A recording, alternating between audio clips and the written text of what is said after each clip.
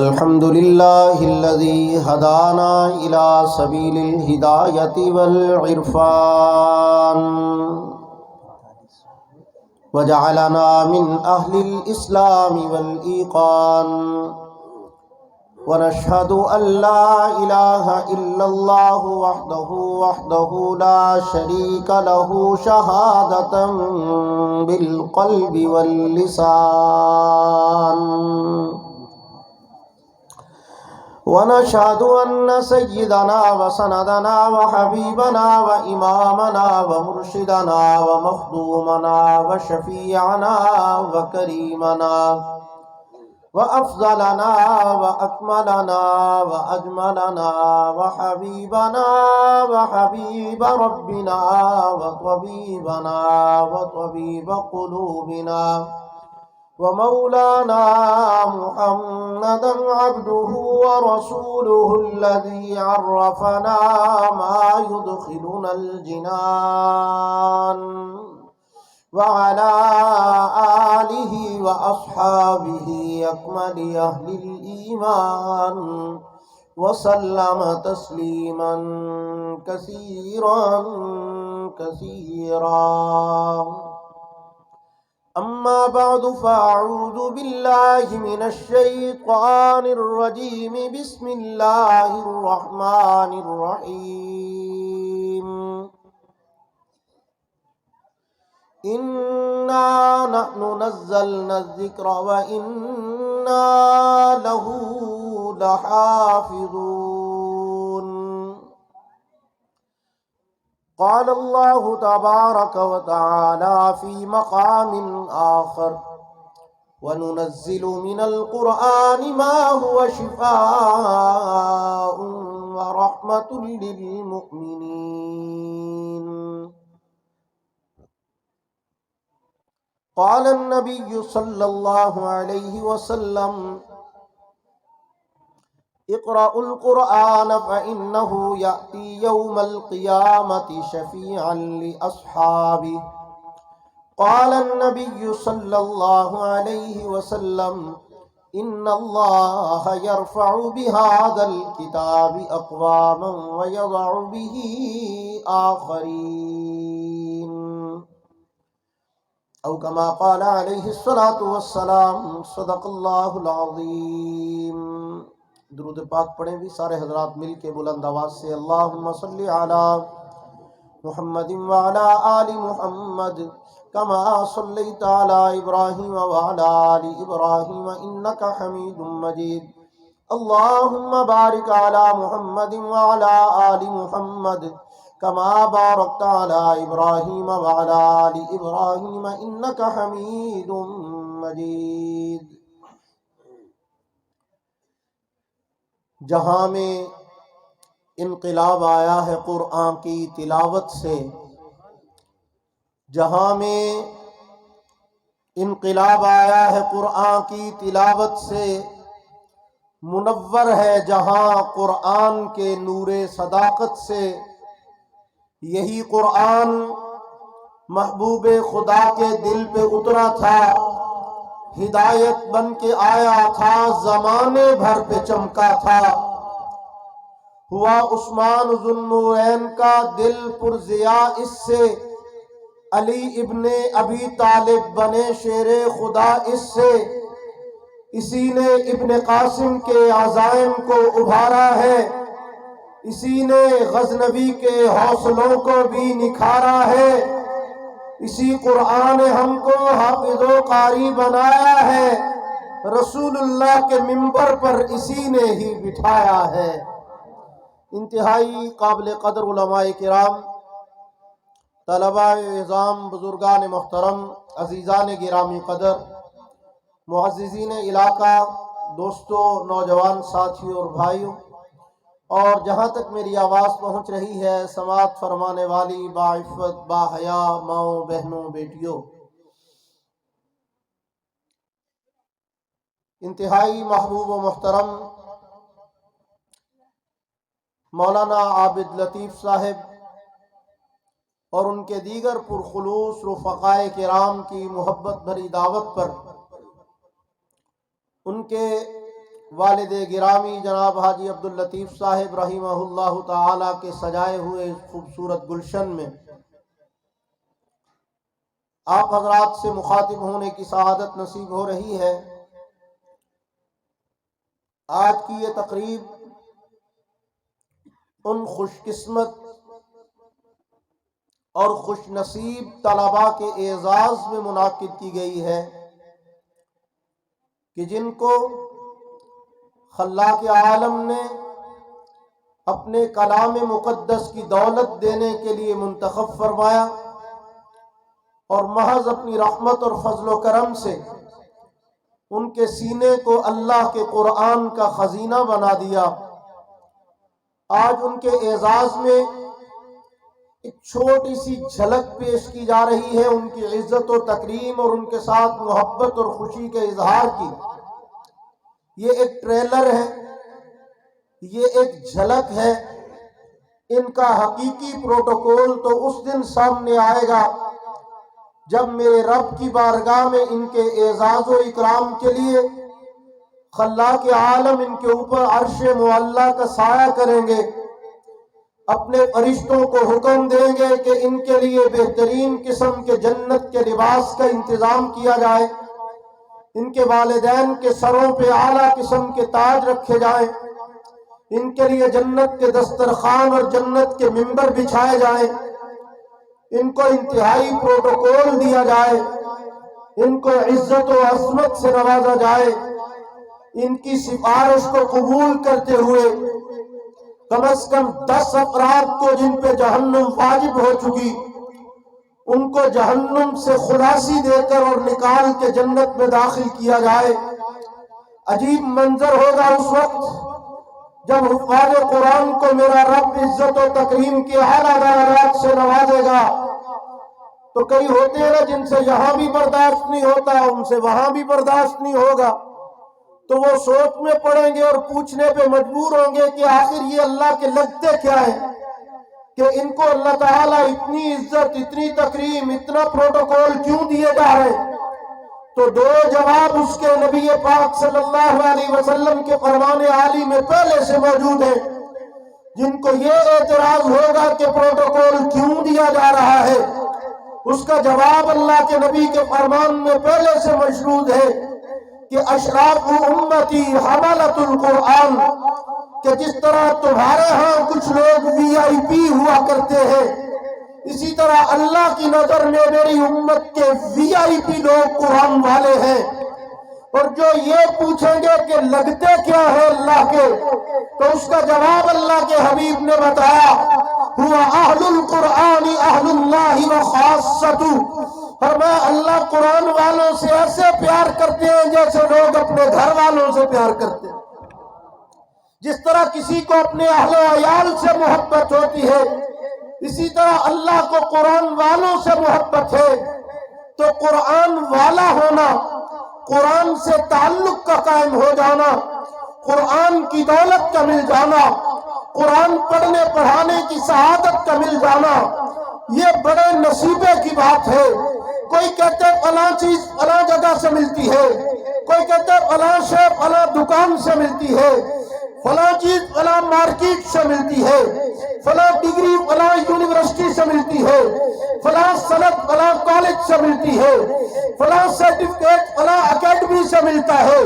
لیکن اگر کوئی پوچھے قرآن کی دولت کہاں سے ملتی ہے، تو میں صاف کہوں گا نہ کسی عمارت سے، نہ کسی مدرسے سے، نہ کسی مسجد سے، نہ کسی جگہ سے، نہ کسی کتاب سے، قرآن کی دولت نصیب سے ملتی ہے۔ کس سے ملتی ہے بھائی؟ مقدر اور نصیب سے ملتی ہے۔ یہ انتخاب میرے اللہ کرتے ہیں کہ کس کو قرآن کی دولت سے نوازنا ہے، کس کو قرآن کے ساتھ وابستہ کرنا ہے۔ اور یاد رکھو جو قرآن سے جڑ جاتا ہے میرے اللہ اس کو دونوں جہانوں میں بلند و بالا کر دیتے ہیں۔ تھوڑی سی توجہ چاہوں گا آپ کی، اور بڑے مختصر سے وقت میں آپ حضرات کے سامنے قرآن اور اہل قرآن اور صاحب قرآن کی عظمت کے حوالے سے چند جھلکیاں رکھنا چاہوں گا۔ میرے دوستو، عنوان رکھا گیا ہے قرآن اور صاحب قرآن۔ قرآن وہ کتاب ہے جو آپ کے گھر میں موجود، آپ کے مسجد کی الماری میں موجود، آپ کے حفاظ قرآن بچوں کے سینے میں موجود، آپ کے ہاتھوں میں رکھی ہوئی کتاب جس کو آپ عقیدت سے کبھی کبھار دیکھتے بھی ہیں، پڑھتے بھی ہیں، اسے اللہ کا قرآن کہتے ہیں۔ اور صاحب قرآن اس ہستی کا نام ہے کہ جس کے سینے پر اللہ نے قرآن کو اتارا۔ اب توجہ کیجئے ذرا، اللہ نے اس مقدس کلام کو کائنات کے بننے سے ہزاروں سال پہلے فرشتوں کے سامنے تلاوت کیا۔ اب ذہن میں خیال سے پیدا ہوتا ہے کہ یا اللہ یہ کلام کائنات کے بننے سے پہلے بھی موجود تھا، تو جواب ملتا ہے ہاں موجود تھا۔ تو یا اللہ اگر یہ پہلے سے تھا پھر بھیجا کیوں نہیں؟ تو جواب ملتا ہے بھیجنا ہے۔ کیوں بھیجنا بھلا؟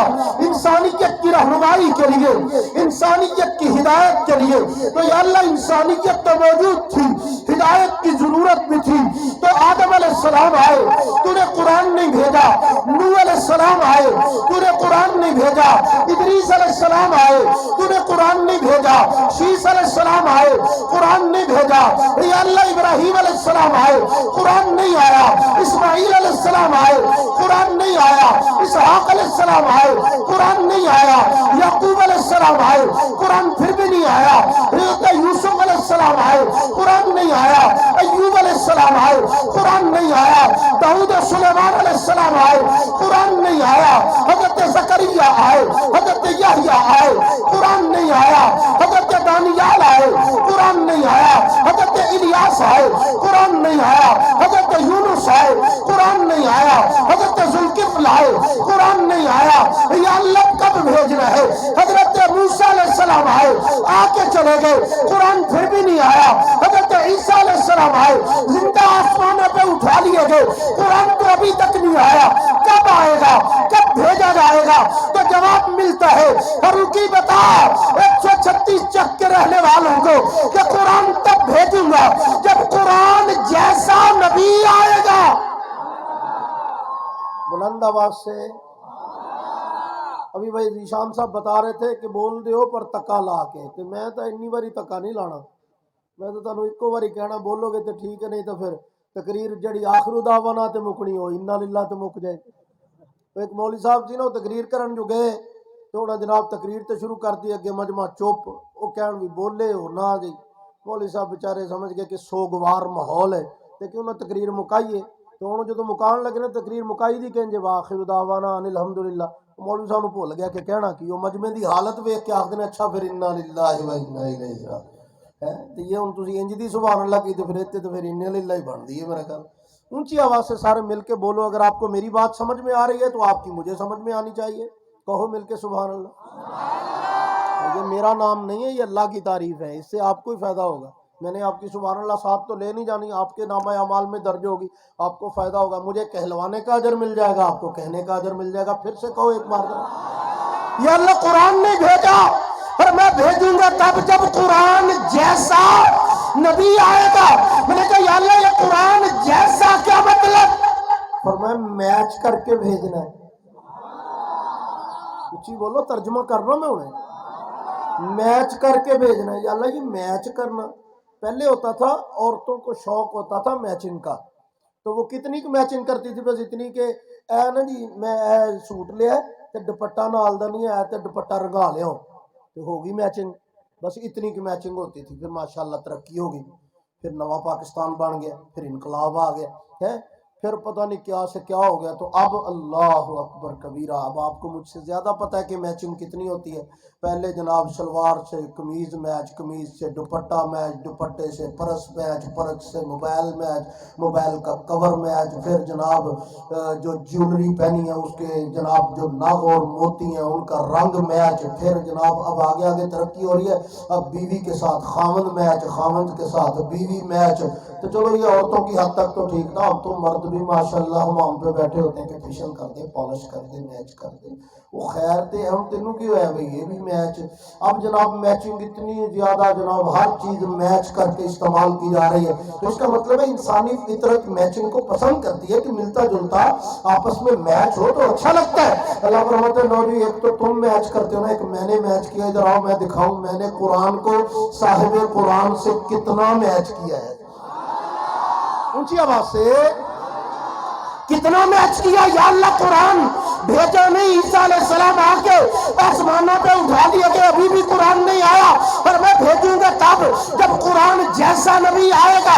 یا اللہ قرآن جیسے کا کیا مطلب؟ اور میں جیسے کا مطلب یہ کہ پہلے نبی کوئی 5 سال کے لیے، کوئی 10 سال کے لیے، کوئی 100 سال کے لیے، کوئی 1000 سال کے لیے، کوئی 2000 سال کے لیے، لیکن میرا جو آخری نبی آئے گا نا وہ ہوگا ہمیشہ کے لیے، سارے زمانوں کے لیے، سارے جہانوں کے لیے۔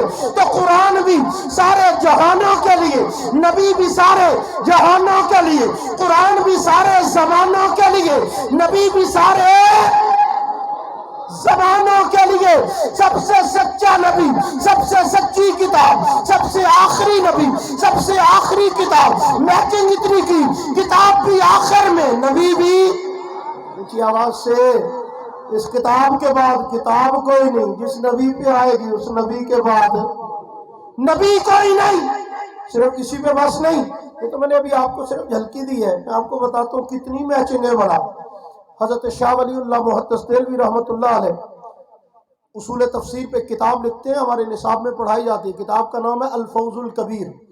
اس کتاب کے اندر حضرت شاہ ولی اللہ محدث دہلوی نے قرآن مجید کے نام لکھے کہ قرآن مجید کے القابات کیا ہیں، نام کیا ہیں قرآن مجید کے، اور کئی سارے نام ایسے ہیں جو قرآن مجید کے اندر باقاعدہ ان کا ذکر موجود ہے۔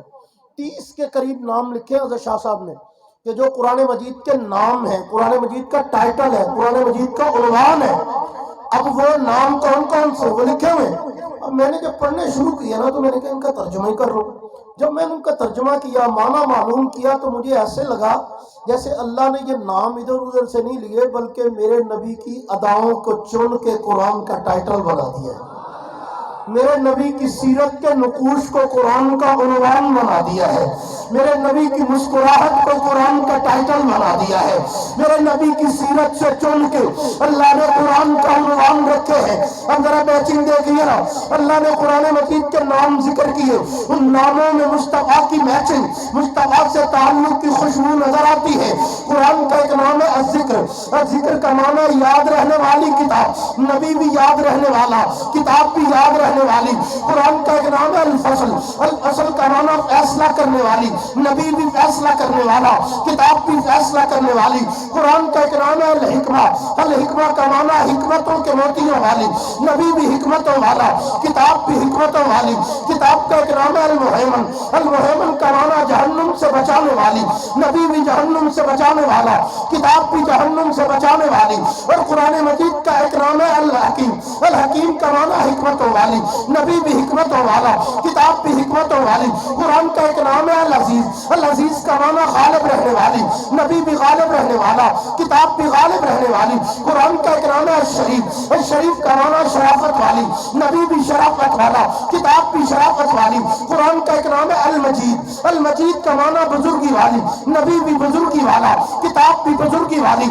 اسی قرآن مجید کا ایک نام ہے الشفا، الشفا کا معنی تندرستی والی، نبی بھی تندرستی والا، کتاب بھی تندرستی والی۔ کتاب کا ایک نام ہے احسن الحدیث، اچھی باتوں والی، نبی بھی اچھی باتوں والا، کتاب بھی اچھی باتوں والی۔ قرآن کا ایک نام ہے قرآن عربیہ، عربی زبان والی، نبی بھی عربی زبان والا، کتاب بھی عربی زبان والی۔ قرآن کا ایک نام ہے مبین، مبین کا معنی ہے بالکل دودھ کی طرح، جس طرح دودھ علیحدہ، پانی علیحدہ، بالکل واضح، اسی طرح نبی کی ذات بھی واضح، قرآن کی آیات بھی واضح۔ قرآن کا ایک نام ہے الرحمہ، جب میں نے نبی کو دیکھا، قرآن کو دیکھا، تو وَنُنَزِّلُ مِنَ الْقُرْآنِ مَا هُوَ شِفَاءٌ وَرَحْمَةٌ لِّلْمُؤْمِنِينَ، اور جب نبی کو دیکھا تو وَمَا أَرْسَلْنَاكَ إِلَّا رَحْمَةً لِّلْعَالَمِينَ، میں نے کہا یہ کیا ہے؟ جواب ملتا ہے نبی بھی رحمتوں والا ہے، کتاب بھی رحمتوں والی ہے۔ خاموش اگر رہے تو خدا کی کتاب ہے، اور بولنے لگے تو رسالت مآب ہے۔ میرے محبوب کریم کے قلب اطہر کو اللہ نے چن لیا قرآن کے اتارنے کے لیے۔ آج میں بڑے صاف لفظوں میں کہہ رہا ہوں، جس بچے کے سینے میں، جس شخص کے سینے میں اللہ کا قرآن آ جاتا ہے، اس شخص کے سینے کا ایک رشتہ محمد مصطفیٰ کے سینے سے جڑ جاتا ہے، رسول اللہ کے قلب اطہر سے ایک تعلق قائم ہو جاتا ہے۔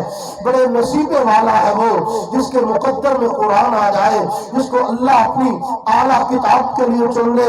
میرے دوستو، آج ہم قرآن سے دور ہو گئے، بدقسمتی کا عالم ہے، ہمیں اللہ کے قرآن سے وہ تعلق نہیں رہا جو ہونا چاہیے تھا۔ افسوس ہے قرآن تیرے چاہنے والے نہ رہے، جن ستاروں کا تو چاند تھا وہ ستارے نہ رہے۔ آج وہ لوگ ہی نہیں رہے جو قرآن سے پیار کرتے تھے۔ ابھی کربلا کی بات ہو رہی تھی، تو بھی جھوم رہا تھا، میں بھی جھوم رہا تھا، لیکن کربل میں نیزے کی انیوں پہ قرآن پڑھنے والوں کو کیوں بھول جاتے ہو؟ اور جنہوں نے تپتے ہوئے صحرا میں قرآن سے رشتہ نہ توڑا، جنہوں نے کربلا کی وادیوں میں قرآن سے تعلق نہ توڑا۔ سیدہ فاطمہ الزہرا رات مصلی پہ گزارتی ہے، اللہ کے قرآن کی تلاوت کر رہی ہے، صبح کا منادی اذان دیتا ہے تو فوراً سے اپنے رب کو کہتی ہے، رب عجیب بات ہے کہ تیرا قرآن ابھی مکمل نہیں ہوا، تیری رات پہلے دم توڑ گئی ہے۔ حضرت زہرا رات مصلی پہ گزارتی ہے، حضرت عثمان ابن عفان جیسا شخص ساری رات اللہ کا قرآن پڑھتے، دن میں قرآن کی تلاوت کرتے۔ کسی نے پوچھا حضرت اتنے پکے حافظ ہیں، رات کو قرآن مصلی پہ کھڑے ہو کے پڑھ لیتے، پھر دیکھنے کی کیا ضرورت ہے؟ تو جواب میں فرمایا ڈبل کمائی کرتا ہوں، رات کو نماز میں پڑھتا ہوں، ایک ثواب قرآن کی تلاوت کا ملتا ہے، ساتھ میں ثواب عبادت کا ملتا ہے۔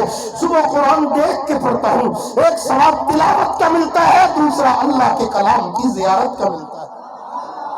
میرے دوستو، آج ہم قرآن سے دور ہو گئے نا تو ہمیں پتہ ہی نہیں قرآن کا مزہ کیا ہے۔ علامہ اقبال مرحوم نے ایک بات کہی تھی بڑی عجیب، وہ کہتا ہے کہ دو عالم سے کرتی ہے بیگانہ دل کو، عجب چیز ہے لذت آشنائی۔ یہ جو یاری ہوتی ہے نا، یہ بندے کو سب کچھ بھلا دیتی ہے۔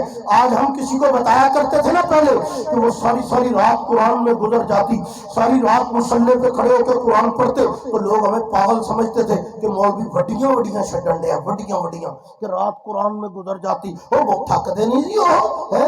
تو میں نے کہا پہلے ہمیں سمجھانا بڑا مشکل ہوتا تھا کہ کیسے ان کو بتائیں کہ ان کی راتیں قرآن پڑھتے ہوئے مصلی پہ گزرتی تھی، لیکن سمجھ نہیں آتی تھی کسی کو۔ اللہ بھلا کرے جنہوں نے فیس بک بنائی، جنہوں نے واٹس ایپ بنایا، انہوں نے کام ساڈا سوکھا کر چھڑیا۔ اب ہم آپ کو بڑی آسانی سے سمجھا سکتے ہیں کہ بابو جس طرح تیری رات فیس بک واٹس ایپ پہ گزر جاتی ہے نا، ویسے ان کی قرآن میں گزر جاتی تھی۔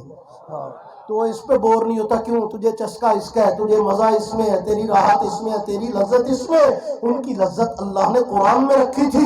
جس طرح کسی کو کسی سے عشق ہو جائے نا تو کنا میں ٹوٹیاں لا کے اتنے بیٹھا ہوں باڑ گٹر تے رات دے 2:30 بجے، بندہ انہوں پوچھے تینوں کی ہوا ہے، پھر کو پتہ نہیں گھر والے نے کڈ چھڑے۔ میں کئی دفعہ جلسے سے واپس جاتا ہوں نا، رات کے 3 بجے کا ٹائم ہوتا ہے، تو کوئی اور تے تھڑے دے بیٹھا ہوئے گا، کدی اتنے بندہ حیران ہوئے گا کہ رات کے 3 بجے انہوں بیچارے نوں گھر والے نے کڈ چھڑیا کتے، لیکن وہ پتہ چلے گا نہیں انہیں لیڈی پیکج کیتا ہوا ہے، انہیں لیڈی پیکج کیتا ہے بیچارے نے، یہ ہوں ٹائم ہی انہوں لبیا ہے بقول ناصر مدنی صاحب کے کہ انہیں اپنا پیکج پہلے ہی مکا لینا۔ بیاہ تو بعد پھر ایک دوجے کا منہ ویکھیا کرن گے، بھی گلاں نہیں کرتے، کہتے پہلے ہی کر چھڑیاں ساریاں مک گئی ہیں۔ تو یہ اب جناب لگے ہوئے ہیں گپے مارنے رات دن جناب۔ اب رنگ پیلا پڑ رہا ہے، ٹائم پہ کھاتا کوئی نہیں، پیتا کوئی نہیں، ماں پیو ڈاکٹروں نوں دکھائی جاندے نے، پھر عاملہ نوں دکھائی، منڈے نوں پتہ نہیں کی ہو گیا، پتہ نہیں رنگ پیلا پہ گیا، ماڑا ہی ہوئی جاندہ دن ب دن، یہ نہیں پتا ہوں دی دوائی ساڈے کول ہے ہی نہیں، یہ دوائی انہوں لیا دیو تاکہ صحیح ہوئے۔ وہ ہویا کی انہوں جی انہوں عشق ہو گیا بیچارے نے، یہ تار جوڑ گئی کتے ٹانکا لگ گیا دا، پھر نہیں، انہوں بھوک نہیں لگتی، انہوں پیاس نہیں لگتی، انہوں نیندر نہیں آتی، رات کو 2:30 بجے بہ کے جناب گپا مار رہے ہوں۔ کمال ہے بھائی، اقبال نے اسی کو کہا تھا عجب چیز ہے لذت آشنائی، کہ جب یاری لگ جاتی ہے نا پھر دو عالم سے کرتی ہے بیگانہ دل کو، نہ بھوک کی پرواہ، نہ پیاس کی پرواہ، نہ کھانے کی پرواہ، نہ پینے کی پرواہ۔ آج کسی کو کہے نا کہ 40 دن کا پیاسا عثمان جب پیاس لگتی تھی تو اللہ کا قرآن پڑھتا تھا، تو حیران ہو کے کہتے کیسے؟ میں نے کہا ایسے، ان کی پیاس کو بجھانے کا ذریعہ اللہ نے قرآن کی آیات کو بنا دیا تھا۔ اللہ اکبر کبیرہ۔ میرے دوستو، جن کی یاری قرآن سے تھی، لو 2 واقعات سنانے میں نے بڑے مختصر اور پورے ٹائم پہ تقریر ختم کرنی ہے انشاءاللہ۔ کیا خیال ہے؟ ٹھیک ہے؟ 15 منٹ ہے نا جی، 15 منٹ میں انشاءاللہ دو واقعات چھوٹے سے سنانے، توجہ ہے آپ کی؟ یاری قرآن سے کیسی ہوتی ہے۔ حضرت سیدنا عبداللہ ابن مبارک رحمہ اللہ تعالی، حضرت امام اعظم ابو حنیفہ رحمۃ اللہ علیہ کے مایہ ناز شاگرد ہیں۔ حضرت امام عبداللہ ابن مبارک رحمۃ اللہ علیہ اپنا ایک واقعہ بیان فرماتے میں بیت اللہ کے لیے گیا، حج کر کے جناب رسول اللہ صلی اللہ علیہ وسلم کے روضہ انور پہ حاضری کے ارادے سے مدینہ طیبہ کا سفر کر رہا تھا، مکے سے مدینے۔ میں نے دیکھا راستے میں ایک پہاڑی کی اوٹ میں ایک خاتون نے اون کا لباس پہنا ہوا ہے اور اوپر ایک چادر لپیٹ کے اوٹ میں بیٹھی ہے اور بڑی پریشان سی محسوس ہو رہی ہے۔ کہتے میں اس کے قریب سے گزرا تو میں نے دیکھا کہ لگتا ہے کوئی خاتون بیچاری کسی پریشانی میں مبتلا ہے، تو میں نے قریب میں جا کر اس کو بلند آواز سے کہا السلام علیکم ورحمۃ اللہ وبرکاتہ۔ فرمایا میرے سلام کو سن کے وہ عورت جواب میں کہتی ہے سلام قولا من رب الرحیم۔ اس نے قرآن کی آیت پڑھ کے کہا کہ سلام قولا من رب الرحیم، کہنے والے پہ رب رحیم کی طرف سے سلامتی ہو۔ کہتے میں حیران ہوا کہ سلام کے جواب میں تو وعلیکم السلام کہا جاتا ہے، اس کو کیا ہوا؟ یہ آگے سے قرآن کی آیت پڑھی۔ کہتے خیر میں نے کہا اچھا چلو اگلی بات پوچھتا ہوں۔ کہتے میں نے اس خاتون سے اگلا سوال کیا، میں نے کہا کہ اماں جی یہاں پہ کیا کر رہی ہو؟ تو اس نے قرآن کی آیت پڑھی، کہتی من یضلل اللہ فلا ہادی لہ، جس کو اللہ گمراہ کر دے اس کو کون ہدایت دے سکتا ہے۔ تو میں سمجھ گیا کہ یہ عورت راستہ بھول گئی ہے اور قرآن کی آیت پڑھ کے مجھے بتلانا چاہتی ہے کہ میں راستہ بھول گئی ہوں۔ کہتے میں نے کہا اماں جی یہاں آپ کو کتنی دیر ہو گئی؟ تو اس نے جواب میں قرآن کی آیت پڑھی، کہتی ثلاث لیال سویہ، 3 راتیں گزر چکی ہیں۔ کہتی میں نے کہا ماں جی 3 راتیں گزر گئیں تو کھاتی پیتی کہاں سے ہو؟ تو اس نے قرآن کی آیت پڑھ کے کہا والذی هو یطعمنی ویسقین، وہ ذات مجھے کھلاتی بھی ہے، وہ ذات مجھے پلاتی بھی ہے۔ کہتے میں نے کہا اگلا سوال پوچھتا ہوں، یہ ہر آیت کا جواب قرآن کی آیت سے دیتی ہے۔ بڑا عجیب سا منظر میرے سامنے تھا۔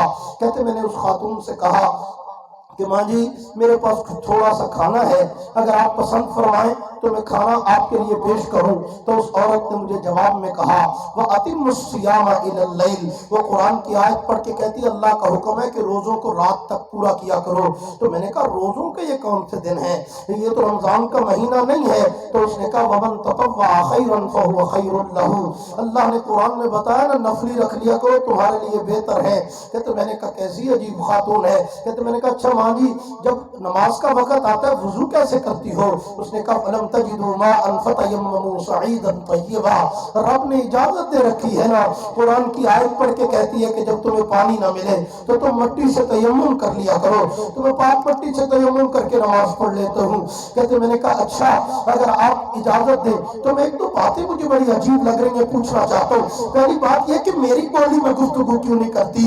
میں اپنی بولی میں سوال پوچھتا ہوں، آپ قرآن کی آیت پڑھ کے جواب دیتی ہے، وجہ کیا ہے؟ تو اس نے جواب میں بڑا عجیب جملہ کہا، قرآن کی آیت پڑھ کے کہتی ہے ما یلفظ من قول الا لدیہ رقیب عتید، کہ جو لفظ بھی زبان سے نکلتا ہے نا وہ فرشتے اس کو نوٹ کر لیتے ہیں۔ تو گویا کہ وہ زبان حال سے کہنا چاہتی تھی کہ میرا دل چاہتا ہے کہ جب قیامت کے دن میرا نامہ اعمال کھلے تو اول سے آخر تک قرآن ہی قرآن لکھا ہوا ہو، ما یلفظ من قول الا لدیہ رقیب عتید۔ کہتے میں نے اس عورت سے سوال کیا، میں نے کہا اچھا بتا تیرا قبیلہ اور خاندان کون سا ہے؟ تو اس نے قرآن کی آیت پڑھ کے کہا وَلَا تَقْفُ مَا لَيْسَ لَكَ بِهِ عِلْمٌ إِنَّ السَّمْعَ وَالْبَصَرَ وَالْفُؤَادَ كُلُّ أُولَئِكَ كَانَ عَنْهُ مسؤولا۔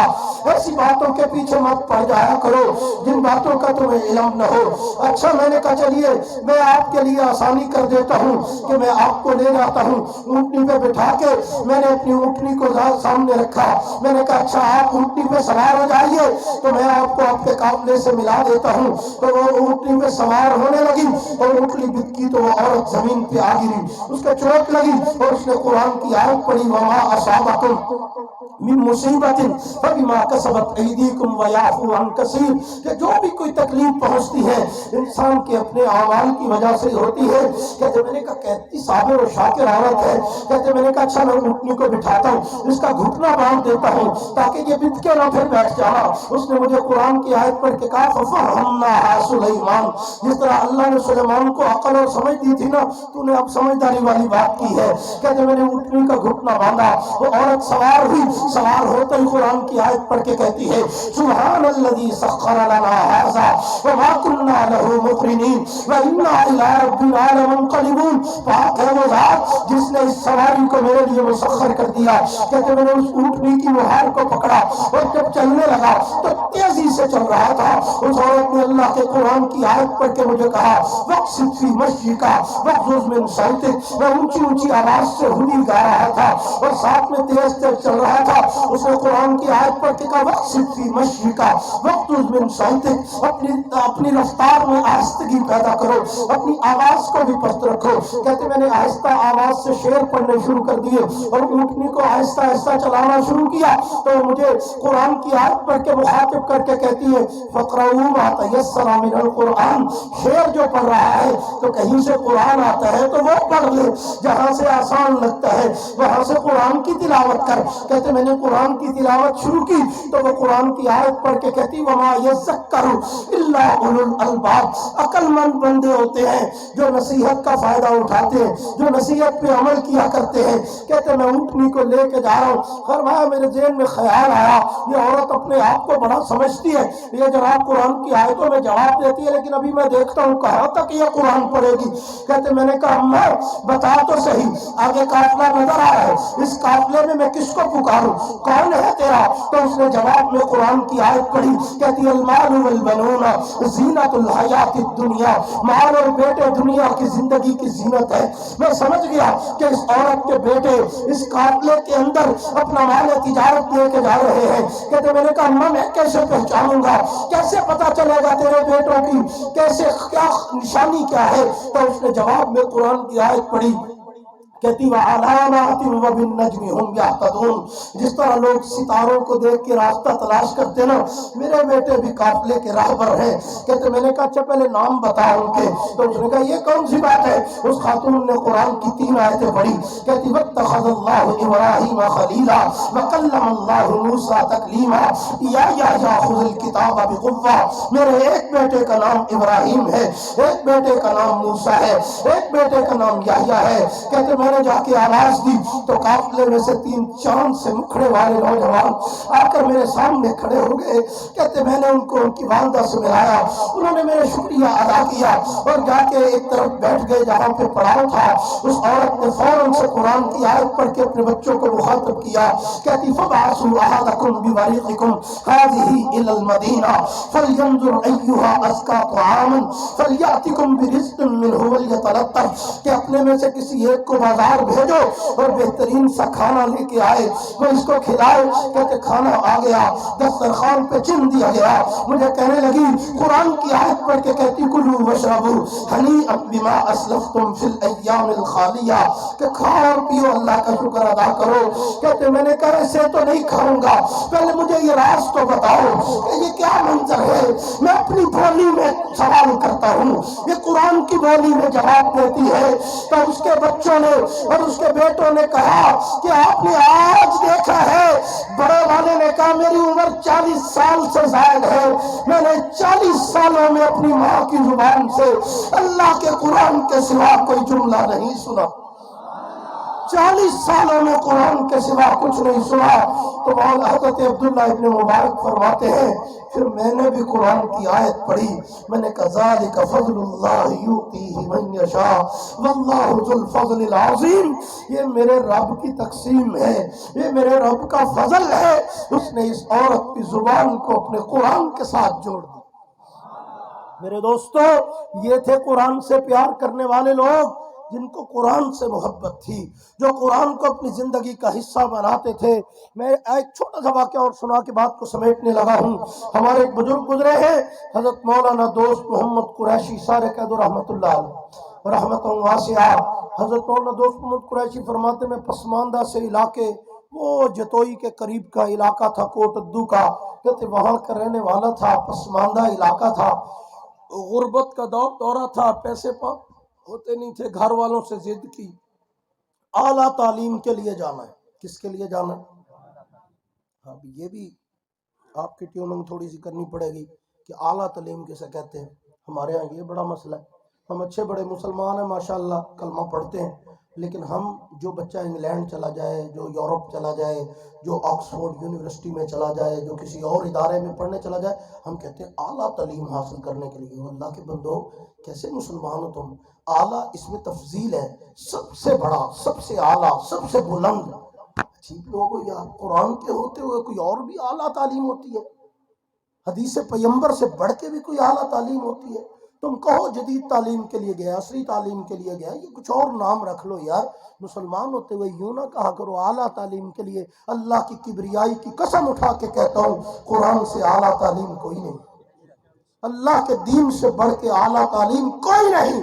تو حضرت مولانا دوست محمد قریشی رحمۃ اللہ علیہ فرماتے ہیں، میں نے گھر والوں سے ضد کی، اعلیٰ تعلیم حاصل کرنے کے لیے جانا ہے، قرآن و حدیث کی دور جانا ہے، کسی بڑے عالم سے پڑھنا ہے۔ انہوں نے کہا کہاں؟ کہتے نام سنا ہوا تھا، میڈیا کا دور تو نہیں تھا، بزرگوں سے بس سنا ہوا تھا کہ انڈیا کا ایک علاقہ ہے ڈابھیل، اور ڈابھیل میں ایک مدرسہ ہے، اس مدرسے کے ایک استاد پڑھاتا ہے، اس کا نام ہے سید انور شاہ کاشمیری رحمہ اللہ تعالی۔ فرمایا شوق پیدا ہوا کہ شاہ صاحب کے پاس حدیث پڑھنے کے لیے، قرآن پڑھنے کے لیے، دین پڑھنے کے لیے جانا ہے۔ کہتے گھر سے روانہ ہو گیا، بڑی مشکل سے ادھر ادھر سے اکٹھے کر کے جانے کے سفر کے پیسے تھے وہ لیے اور پہنچ گیا۔ ڈابھیل کے علاقے میں پہنچا تو مدرسے کے داخلوں کا سسٹم کلوز ہو چکا تھا، یعنی داخلے کا جو کوٹا تھا وہ پورا ہو گیا۔ کہتے میں نے جا کے درخواست دی کہ جی میں بڑی دور سے آیا ہوں پڑھنے کے لیے، تو مہربانی کر کے مجھے داخلہ دے دیجئے۔ تو انہوں نے جواب میں کہا کہ بات یہ آپ کے دور کے آنے کا لحاظ کر کے ہم آپ کو داخلہ تو دے سکتے ہیں، لیکن ہمارے پاس آپ کو کھلانے کے لیے روٹی اور رہائش کا انتظام نہیں، جتنا انتظام ہمارے پاس ہے اس سے زیادہ کا داخلہ ہو چکا ہے، مزید ہم رہائشی طلباء کا داخلہ نہیں کر سکتے، اس لیے ہماری طرف سے معذرت۔ تو حضرت مولانا دوست محمد صاحب کہتے میرا تو وہاں تھا ہی کوئی نہیں، میں پریشان ہو گیا کہ کھاؤں گا کہاں، رہوں گا کہاں، کیسے چلے گا۔ کہتے اپنا تھیلا اٹھایا جس میں کپڑے تھے، باہر آ کے ٹیک لگا کے نہ ایک دکان کے پاس بیٹھ کے سوچ میں پڑا ہوا ہوں، دیوار کے ساتھ ٹیک لگائی ہوئی ہے، پریشان بیٹھا ہوں۔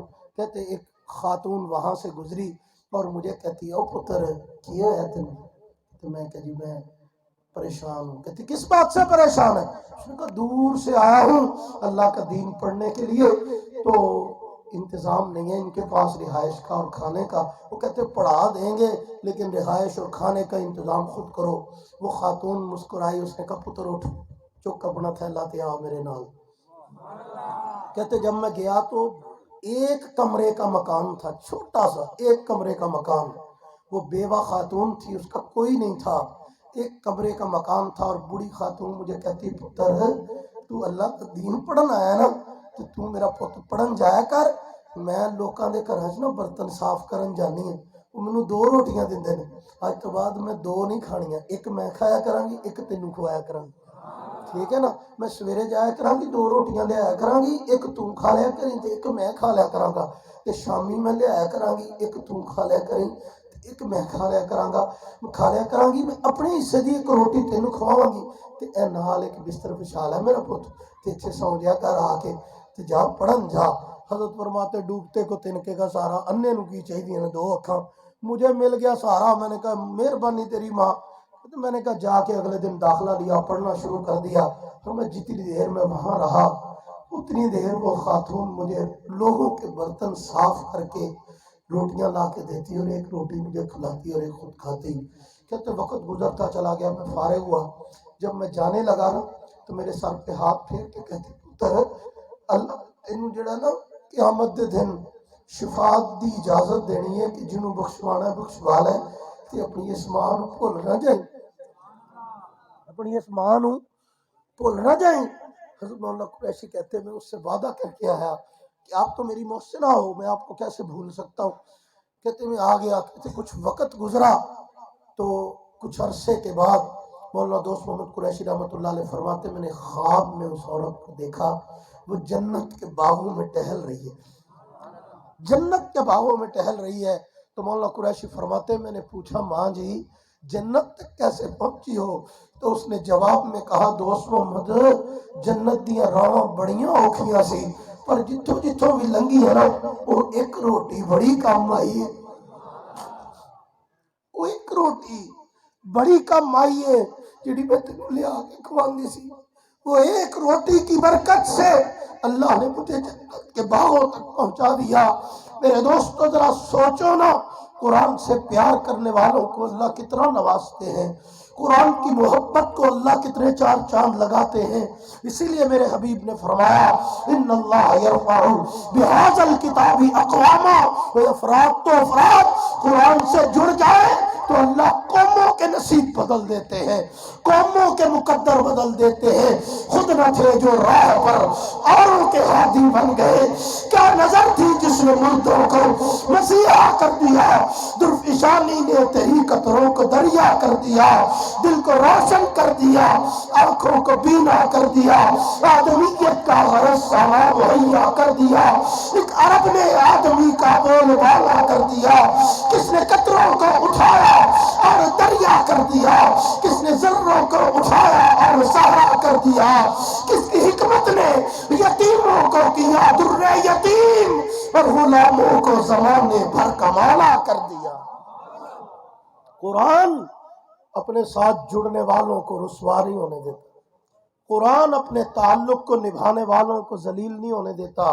ہاں بندہ خود ہی ذلیل ہونے پہ آ جائے، میں بڑا صاف کہتا ہوں، میں ذرا وکری ٹائپ کا مولوی ہوں، صاف کہا کرتا ہوں، یہ جو مولوی بننے کے بعد یہی والی پالیسی کرتے ہیں نا، قرآن ان کو ذلیل کرتا ہے کہ تم نے قرآن جیسی دولت کے ہوتے ہوئے کشکول اٹھا ہوا ہے۔ جو قرآن کو سینے میں بسا کے اپنی قدر پہچانتا ہے اللہ اس کو کبھی رسوا نہیں کرتے، اللہ کو وہ عزتیں عطا فرماتے ہیں کہ دنیا اس کے قدموں کی دھول چاٹتی ہوئی نظر آتی۔ نہیں یقین تو میرے اکابر کو دیکھو، حضرت مولانا عبدالحق صاحب اکوڑا خٹک والے، حضرت مولانا مفتی محمود، حضرت مولانا غلام غوث ہزاروی، کیا وہ لوگ تھے، مولانا اعظم طارق شہید، میں نے اپنی آنکھوں سے دیکھا ہے ان لوگوں کا وہ پروٹوکول، وہ عزت، وہ تقریب صرف اللہ کے قرآن کو پہرا دینے کی وجہ سے، دین پیغمبر سے وفاداری کی وجہ سے، اسلام کی چوکیداری کی وجہ سے۔ تو آؤ دین مصطفیٰ کے چوکیدار بنو، دین پیغمبر کے پہرے دار بنو، قرآن دنیا کی عزتیں بھی تمہارے قدموں میں ڈال دے گا، آخرت کی عزتیں بھی تمہارے قدموں میں ڈال دے گا۔